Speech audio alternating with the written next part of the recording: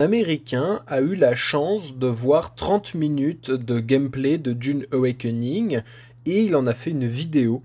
Et je vous propose aujourd'hui de, non pas simplement la traduire, mais de l'analyser, de la synthétiser en français pour pas que vous vous tapiez une vidéo de 30 minutes. Quelque chose de plus court avec seulement les informations essentielles et les informations exclusives. Vous avez une playlist où il y a toutes les news sur Dune Awakening. Donc dans cette vidéo, il y aura que des news exclusives. S'il y a d'autres choses, il y a d'autres choses dont il a parlé, mais dont j'ai parlé dans d'autres vidéos. Je vous laisse aller voir la playlist. Première information, il parle des frame kits. Les frame kits, ce sont ces sacs à dos Fremen dans le lore qui permettent de survivre. En fait, ce seront des tables de craft transportables. Imaginez une table de craft de Minecraft. Vous allez pouvoir fabriquer des choses avec les frame kits. Il y a une roue d'objets rapide de 8 slots.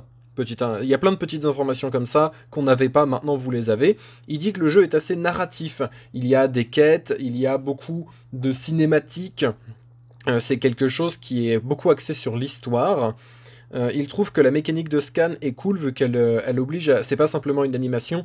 Quand vous scannez des choses, que ce soit pour voir quel élément récupérer ou pour récupérer les éléments grâce au cutter laser, en fait vous devez respecter un pattern. J'ai en tête un espèce de jeu Harry Potter un petit peu ancien où vous devez lancer des sorts en respectant des dessins. Bah là c'est un petit peu la même chose.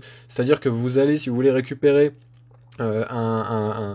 des matériaux, vous allez devoir faire une petite forme géométrique avec votre scanner, et plus l'objet sera rare et complexe, et précieux, plus vous devrez faire une forme complexe et difficile à faire. C'est pas juste une animation, il faudra du skill pour faire rapidement de la récupération.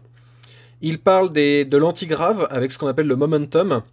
Donc en fait, quand vous avez des ceintures antigravité dans le jeu, ça suit votre dernier mouvement et la force de votre dernier mouvement. Typiquement, vous sautez et vous activez l'antigravité, bah, vous allez continuer comme si votre saut, il y avait plus, bah, voilà, il y a plus de gravité, donc votre saut continue jusqu'à ce que la jauge d'antigravité soit finie. Ce qui peut être sympa, c'est est-ce qu'on peut utiliser des grenades Est-ce qu'on peut utiliser des grenades et se propulser à toute vitesse et ensuite activer l'antigravité? À voir, je ne sais pas. Ça peut être très sympathique.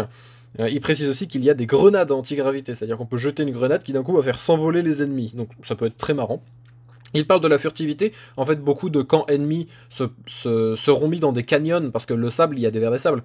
Donc beaucoup de camps ennemis seront mis au niveau des canyons, et on pourra les aborder de manière furtive. Pour les véhicules et les bâtiments, il y aura des points de technologie à la Conan. Donc là, ceux qui ont joué à Conan, je vous laisse vous manifester en commentaire. Il y a une jauge de verre, donc quand vous faites du bruit, ça remplit la jauge, sachant qu'un véhicule fait plus de bruit que simplement des pas. Lorsque la jauge est au maximum, le verre arrive. Et il rappelle que tous les véhicules terrestres sont plus lents que le verre.